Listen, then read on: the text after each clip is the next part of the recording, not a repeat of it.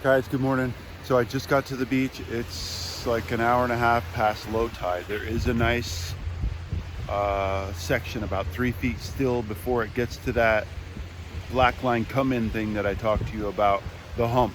So you can hunt this top of the hump thing for quite a ways still. There's probably another hour or two of good hunting. It probably would have been best to have gotten here if you see that there's actually the slough where the waves come over that bar and then it creates that channel, and then so the waves are filling in that channel. So tomorrow morning I'll be here early. I know that I've got a highlight event. I'm not sure what time that happens, so I'll have to try to get here early and then still make it to that event. The broken fishing pier, I'm going here. There's a 2.5 carat diamond lead that I got. The lady lost it 12 years ago. Possibly still could be there. So this is where I found a couple of rings up past the bridge, right up in there. So I'll probably just go up to the diamond lead, see if I can find something, and then I'll head back down this way to see what's opened or reopened or closed or all that stuff. So I'll be back. I was at the Rotary this morning. They weren't prepared to have me, so they didn't let me speak. They had 2 students. I recorded the 2 students of the month or 2 students of the year. I'm not sure. The one girl had like a 4.5 average and the boy had a 4.0 average, and they both have serious careers ahead of them. So it's fun to see that our next generation will help us out. So.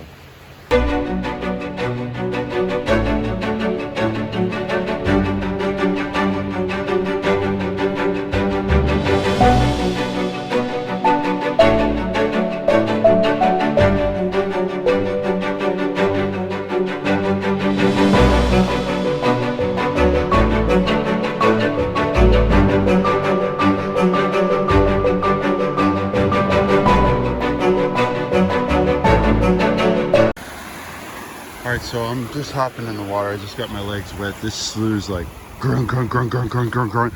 So there's a ton of signals out there. You just got to slow down, take your time. Couple things about that. There's better targets out there, but there's so much more you can cover out here, right? If you look at this, where the lady's walking right there, she's up about 3 feet from where I'm at, maybe even 4 feet. See where the seagull just walked up? So that's a hump. So there on the beach, there's a giant hump, and I always talk to you about how the hump came back in. It came back in, and over the last 2 days, the waves brought it out. Now the slower waves, the lower waves, will bring back the hump. So the hump's back, but right below the hump is almost like flat all the way out to the slough, and then the slough drops off over here. So you could walk fast and cover so much more area if you stayed right above that line. There's targets, nowhere near as many targets that are in this slough. So I'm gonna hop in the slough. Maybe I can bring you a target. All I'm hearing is a bunch of negative grunts for now. It's probably crab traps and bottle caps and whatever. So I'll see if I can bring you a good target.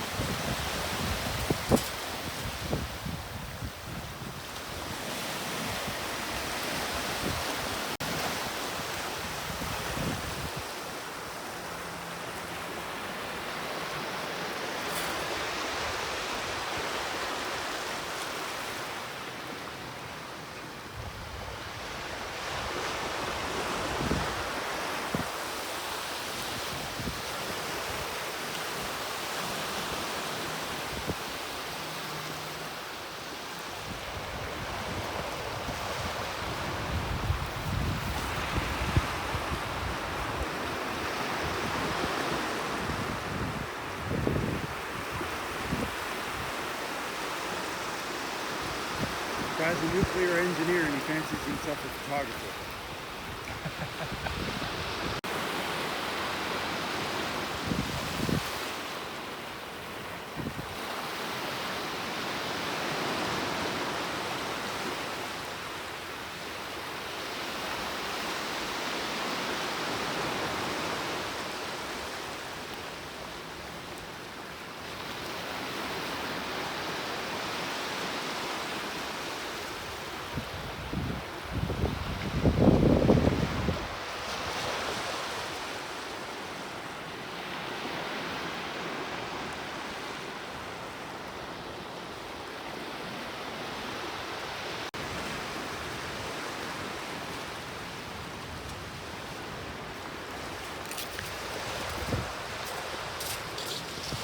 Can you guys even imagine the sheer number of rings that there has to be for your coil?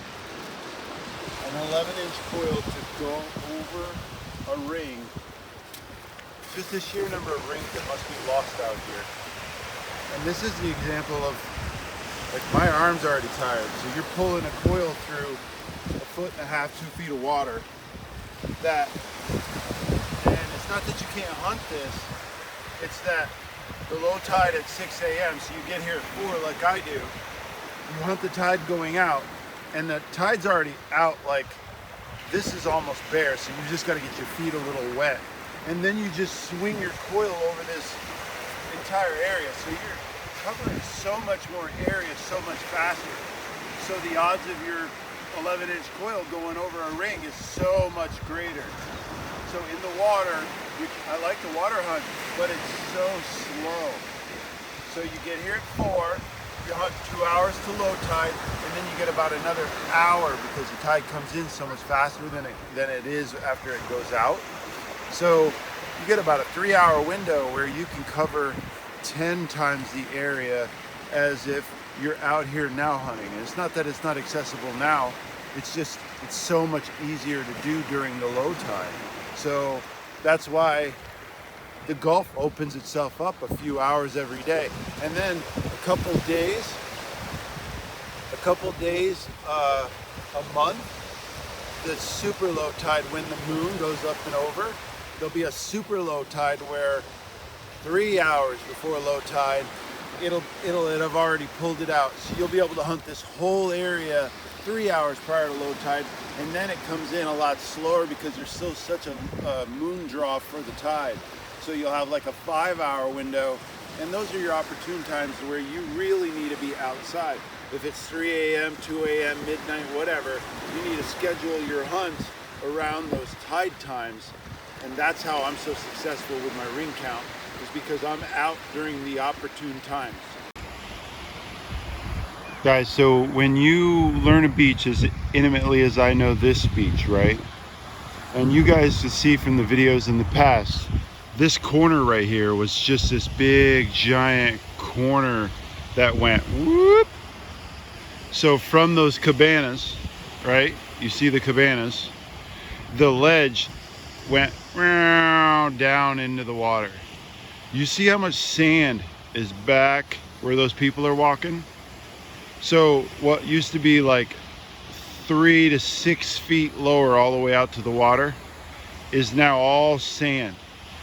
So this is what I'm talking about. Even with the lesson that I just gave you about being able to go down that wet line is still 4 feet above the last time I hunted this.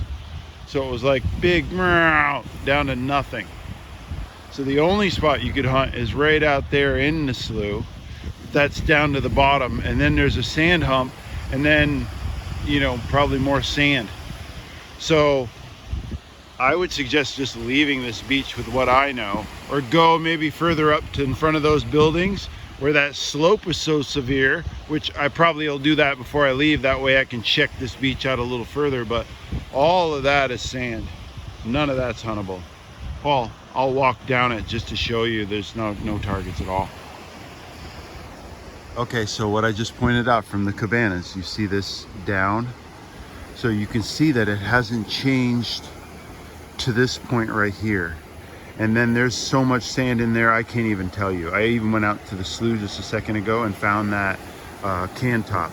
That's a floatable that was, you know, like I had to put the camera away so that you guys didn't see it, or so I didn't drop the camera is what it was, or the phone. Oh, that's unhuntable. That's the washing machine at its finest. That's washed in billions of metric tons of sand, and that's just so unhuntable. The randomness of that is just unbelievable. But if you look at this, none of that's changed.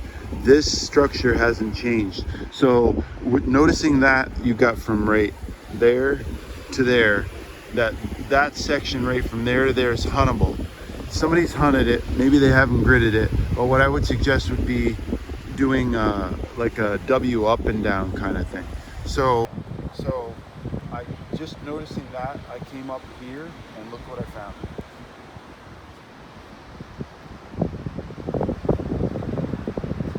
You know, it's a little sloppy 8, 10, 12.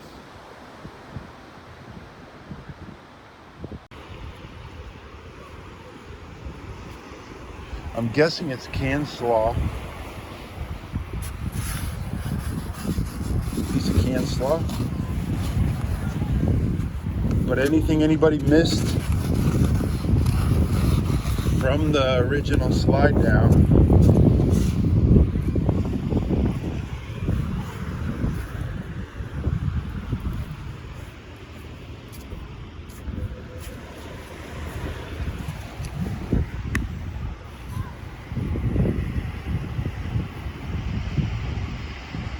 so that's good. So that's a number like jewelry. Obviously somebody didn't find that.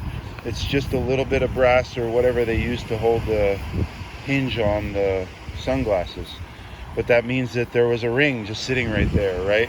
Somebody didn't get this, they didn't get a ring. There's a ring available. So you just stay in this little area, and you're in front of a hotel with cabanas and stuff like that, these big buildings. So you could really grid this off again. You know, there's been that many more people since the last time I've been here, but you remember I gridded this off. And even if I did it, that doesn't mean that it's completely done. But I would suggest if you came to a beach like this, and this is the only beach that you have to hunt, stay away from this washing machine stuff and then focus on this stuff right here. Or, you know, sneak up onto the beaches, because these are private beaches. Sneak up onto the beaches, and if somebody asks you to leave, just come back down to the wet sand, because they can't ask you to leave off the wet sand.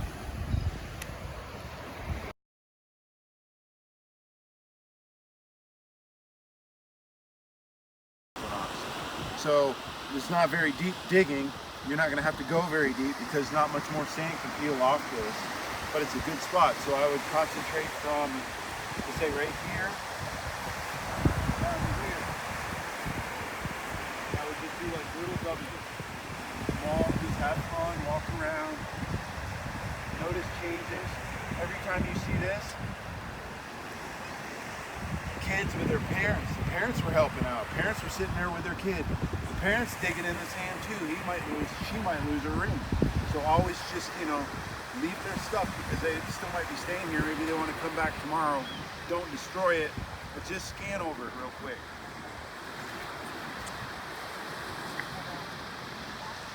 These machines, it's on 18 right now, sensitivity. You could probably just do this almost.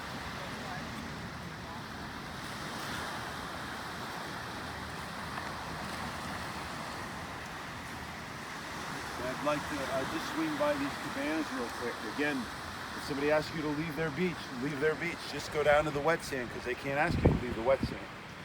But just do the front part of the cabanas.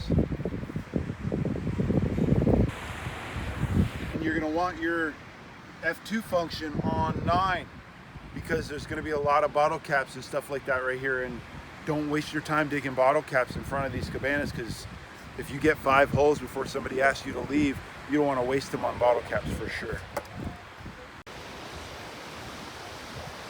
Sounds more like a penny now.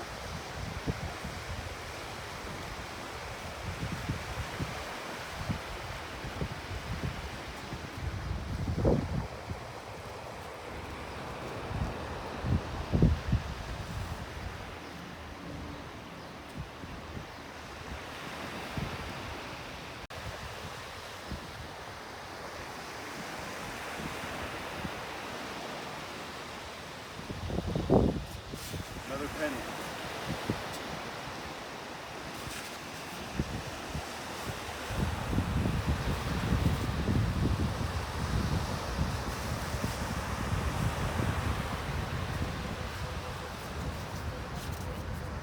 Remember I said dig? Don't be scared of digging a hole.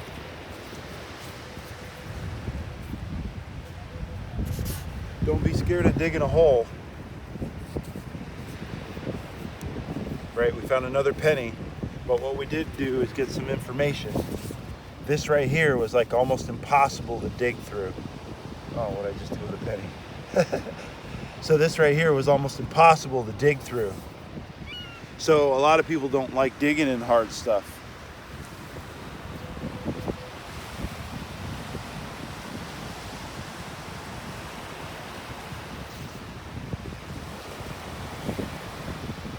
Plus it tells you how packed this whole slope is. So if you look down there, you can really see that this slope can be hunted. I would just stay right there at that black sand to the white sand mix. So it's where it stops to start, where all this washed in. I would just stay right there. So I found a penny right there and a penny right here. So I'm betting you I'll find something like a dime or something here real soon.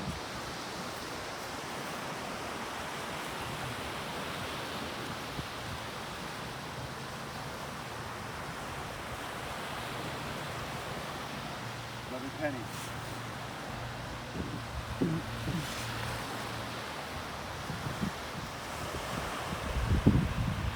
Super hard digging.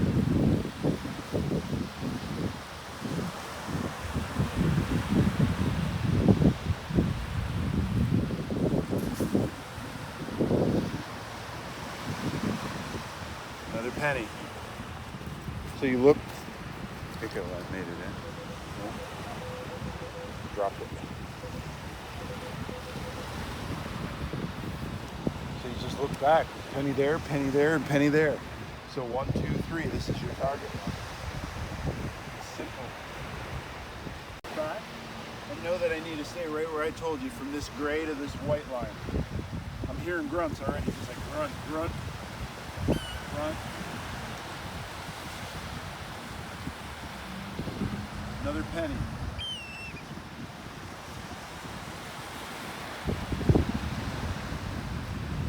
Maybe more than one. Or it's on the surface and then it gives you a really wide signal. So that's 4 pennies in less than a minute, or a couple minutes. But it really will clearly give you a target line. Simple. Just follow this line. I like to move a little bit, maybe move up a little bit, move down a little bit. Just have fun with this line.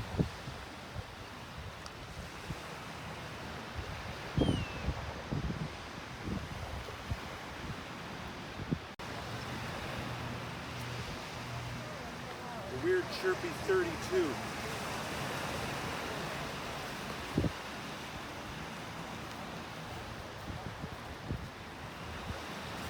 Weird chirpy 32. It's giving me some negative grunts.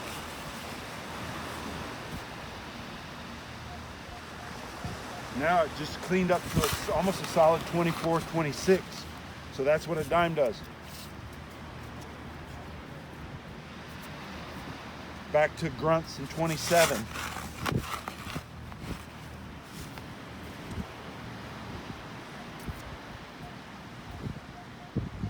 24. You hear that shells, it's just hard to dig in that. 37, 35. Now I'm leaning towards 10th state. No, back to 23, 24 out of the hole. Back to the original dime guess.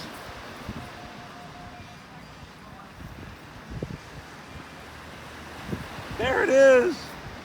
So when they're this green, all right, guys, I tell you about the greeny dimes and stuff. Look how deep that hole is. So it's 14 inches deep, right? Past 12, 13, 14, maybe 16 inches deep. So this is an original dime from that original event that took off all this sand. You can find rings in that same line, right? Our machines are powerful enough to go 16 inches on a dime. it's easily going to make it 16 inches on a nice gold ring. So when you find this, penny, penny, penny, penny, all in the same line, slow down. Really take your time. Start doing a real slow weave. Don't be scared of coming back over your own tracks on an opposite design weave. But if I was to spend 2 hours here, I bet you I find a ring. I bet you I find something valuable, a necklace or something, a charm or something that came off the beach. So this is just you narrowing down the target line and realizing that somebody didn't extinguish this target line. So it's fun to hunt. Now you know that there's stuff here. It's not like you're just randomly looking for something anymore. You know that there's something in this line right here.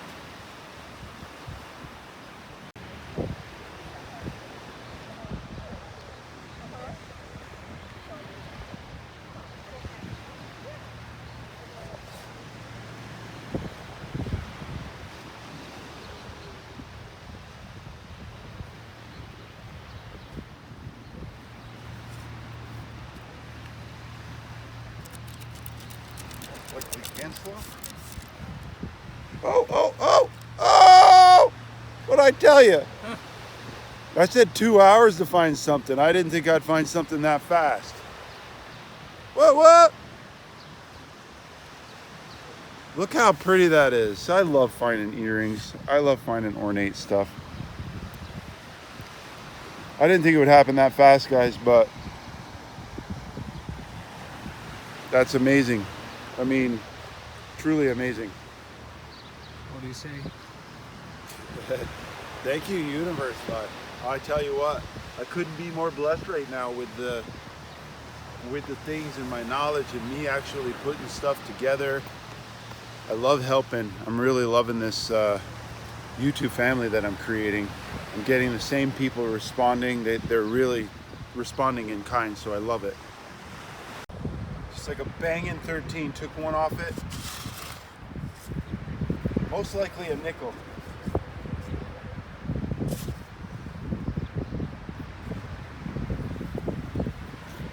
So if you look back right here, this has got to be where the tractor turns around.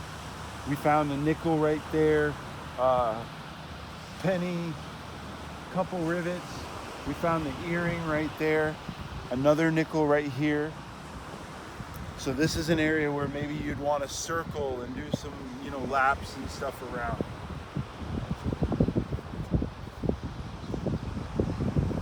Well, you can clearly see the tractor tires turning around right here.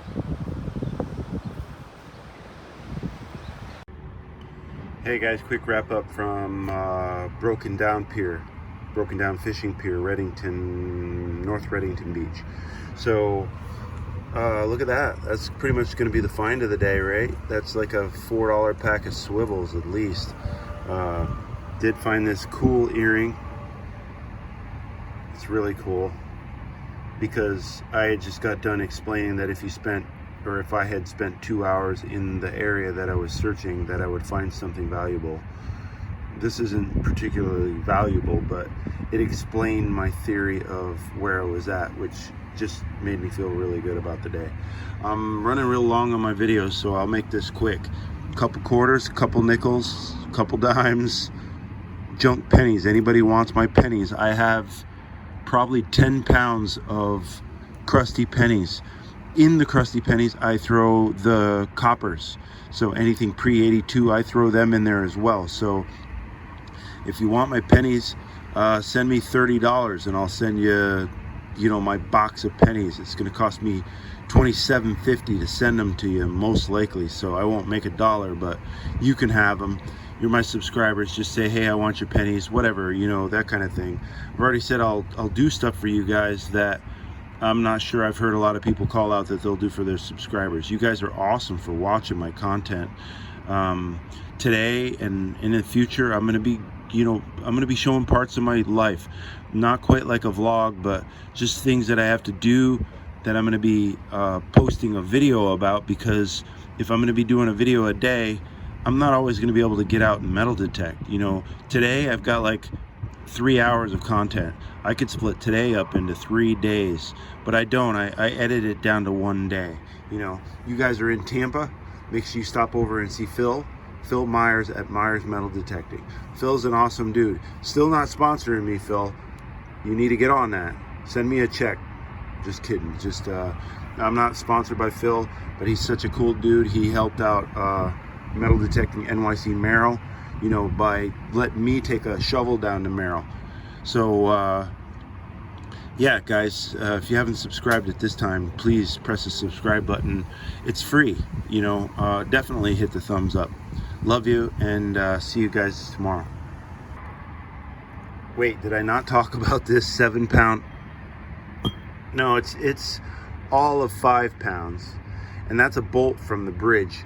And I think I gave a little bit of an explanation that look, if the bridge is way over there, what kind of wave event does it take to roll that up in a set of waves to get it all the way up onto the beach where it's at?